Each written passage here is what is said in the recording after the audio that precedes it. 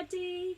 This is Mrs. Akhtar again, and today I'm going to read to you the Chronicles of Narnia, The Lion, the Witch and the Wardrobe, Edmund and the White Witch. And this story is a shortened version of the original long story. So for this reason, I love it. So I'm going to read this to you. Edmund Pevensie wasn't very happy. His older siblings, Peter and Susan, always bossed him around, and his little sister Lucy got all the attention. When Lucy said there was a secret land just behind the coats in the wardrobe, Edmund didn't believe her, but he decided to follow her, just in case.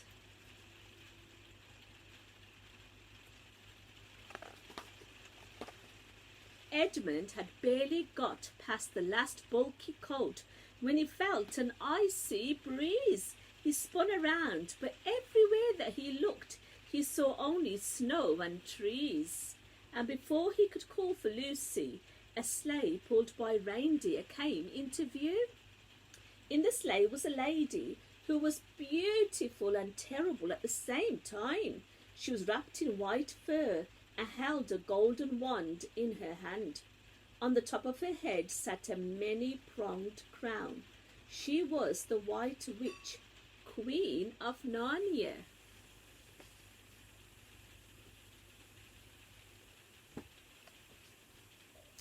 "Oh, how pray did you come to enter Narnia?" the wicked witch demanded. "I'm not sure," answered the frightened boy. "I was just following my sister." But the White Witch wasn't listening to Edmund. She was thinking about how to get rid of him and his sister and any other human who came to Narnia. She knew humans were the only creatures who could end her evil rule over the land. "You're the sort of boy I could see as a prince of Narnia one day," said the witch with an evil smile. "Really?" wondered Edmund, feeling quite proud of himself.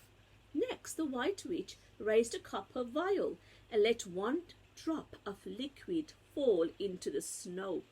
A shimmery box appeared, filled with an enchanted treat called Turkish Delight. It was Edmund's favourite candy in the world, but the witch already knew that it was all part of her evil plan.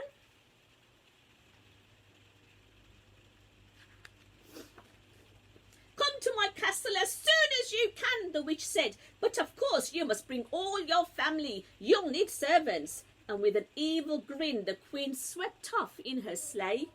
Edmund chuckled. He liked the idea of being in charge. I think I would too.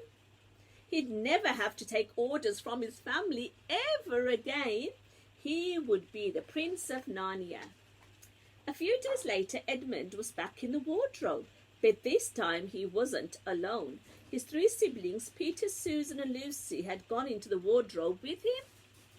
Whilst Peter and Susan were looking around in wonder at the snowy woods, a voice came from the trees.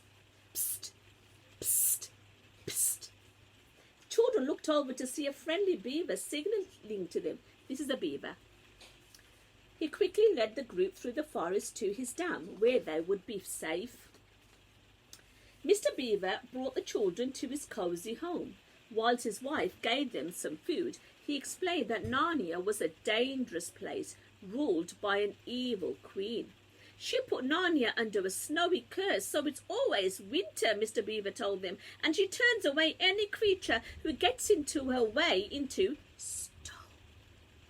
But Edward didn't bother to listen to what Mr. Beaver was saying. Ever since he had got back to Narnia, all he could think about was going to see the Queen again. He could hardly wait to become a prince and order his brother and sisters around. I think we can all relate to that, can't we? Edmund sneaked out into the night while his siblings were listening to Mr. Beaver's long stories. It was a long way to the castle, and his feet were getting stuck in the steep snow. But he kept going, thinking about all the wonderful things waiting for him once he arrived at the witch's house. When Edmund entered the courtyard, he saw a terrible sight. There were stone creatures everywhere, their faces frozen in fear. Edmund was scared, but he tried to be brave. Soon he would be prince of this entire land, and princes are known to be brave. "Follow me," said a voice from the dark. It was Morgrim, a fierce wolf who was the captain of the White Witch's secret police. Morgrim led Edmund to a vast hall made entirely out of ice. Poor Edmund. When Morgrim finally took him to the White Witch, she yelled, "How dare you come alone!" and threw him into the dungeon. She had never meant to make him a prince. She just wanted to capture him and his siblings. Meanwhile, Peter, Susan and Lucy tried to find someone to rescue Edmund. That's when they met Arslan. Arslan, the real king of Narnia. He was a great and powerful lion, more powerful than the White Witch. Arslan sent his brave centaurs to rescue Edmund. When the White Witch turned her back, they untied Edmund and put the dwarf back who had been guarding him in his place. Then the centaurs rushed Edmund through the forest to Arslan's camp. Can you see that? But the White Witch was not far behind. When she got to the camp, Arslan agreed to take her instead of Edmund.